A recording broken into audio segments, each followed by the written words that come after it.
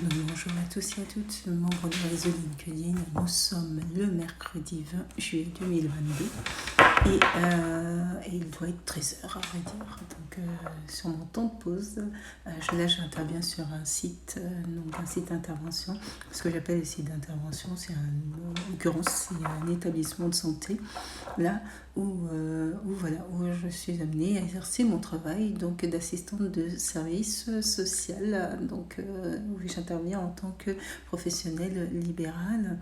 Mais lorsque on intervient sur un site, l'étiquette libérale ne se porte pas sur le front.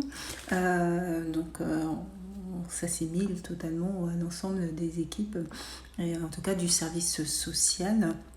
Et puis des équipes médico-sociales. Donc là, en toute simplicité, on poursuit. Il y avait eu la première vidéo, 4 ans déjà, l'émission du personnel et du professionnel, la résilience dans tous ces domaines, définir ses positions et tenir ferme. C'est la vidéo de ce jour. Qu'est-ce que j'entends par position ? Il s'avère que dans notre vie, que ce soit professionnelle, personnelle, réseau social, de manière globale, on a à prendre position, en tout cas se déterminer par rapport à notre identité, par rapport à nos principes et à nos valeurs, à notre éthique et parfois aussi à notre déontologie. Souvent même par rapport à notre déontologie, donc un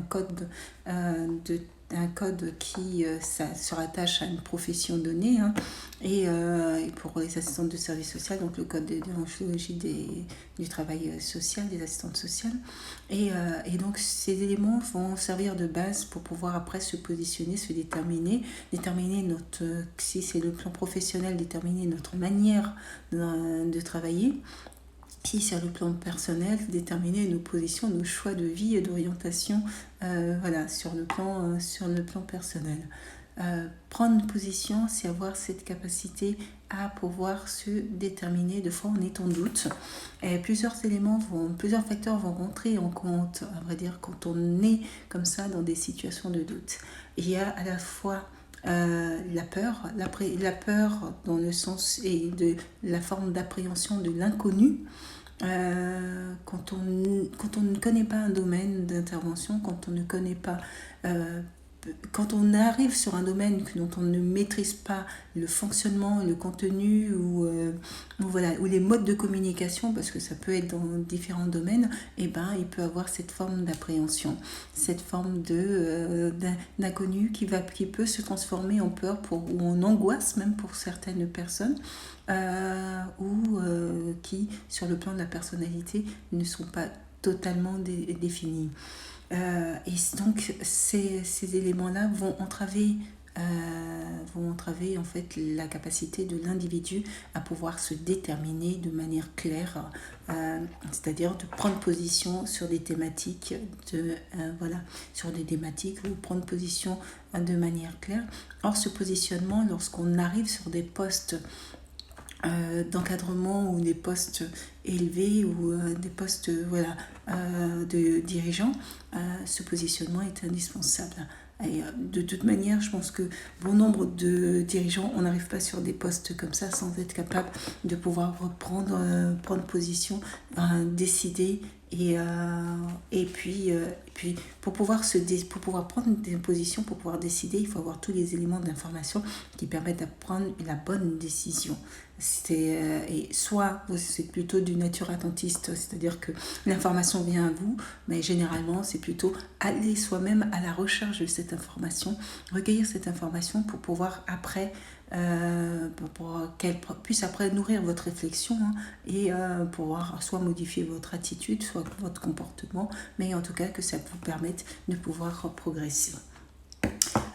Dans la capacité de l'individu à prendre position, son positionnement revêt non seulement d'éléments d'ordre personnel et parfaitement subjectif à l'individu, mais elle revêt également d'éléments d'ordre collectif. Et ce que j'entends par là, c'est que nous vivons dans une société civile en interaction avec d'autres individus.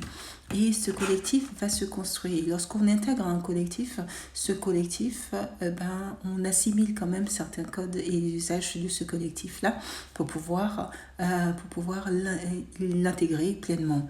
Et donc, le collectif va influencer quelque part notre capacité à pouvoir prendre position, puisqu'il n'est plus seulement pris position par rapport à nos valeurs subjectives, mais il est également positionné par rapport au positionnement du collectif qui lui-même est orienté par un leader et le leader qui va guider un peu le trajet qui va guider un peu les orientations des personnes du groupe et les choix du groupe également.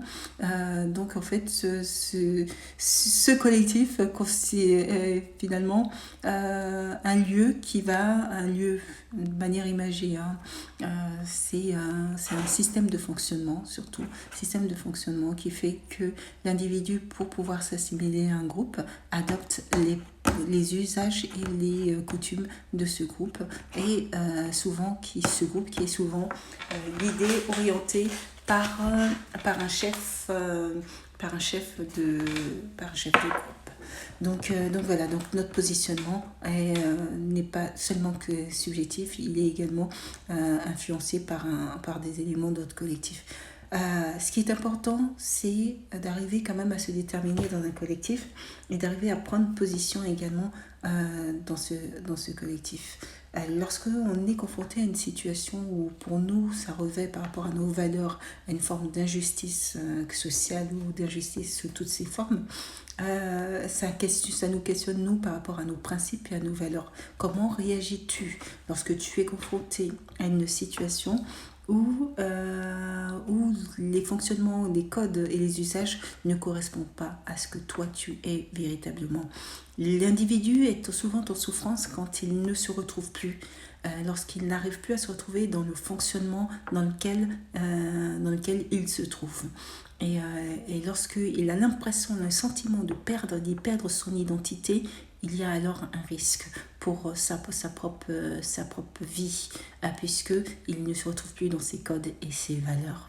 Alors, quel positionnement as-tu, toi, lorsque tu es confronté à une situation où finalement tu te retrouves à l'inverse ou à contrario de toutes les valeurs dont tu as toujours défendu, et est-ce que tu es plutôt d'une nature à abandonner, est-ce que tu es abandonner ou mettre de côté tes principes en vue d'un objectif commun, ce qui est souhaitable c'est des mots sur lesquels je vais venir. Pour que ce positionnement soit ferme, il faut qu'il corresponde véritablement à tes valeurs et à tes principes.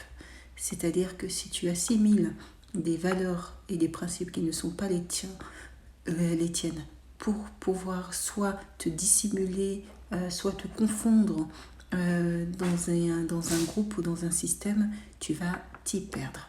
Tu ne vas pas t'y retrouver.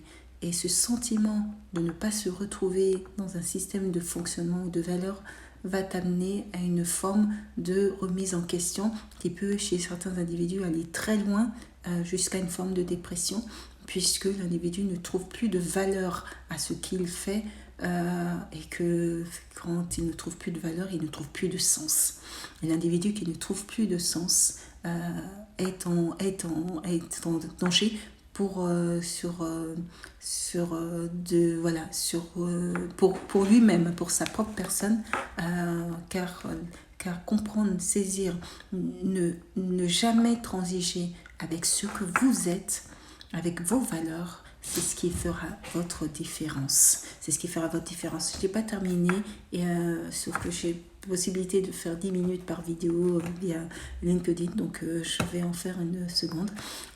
Je vous dis à tout de suite.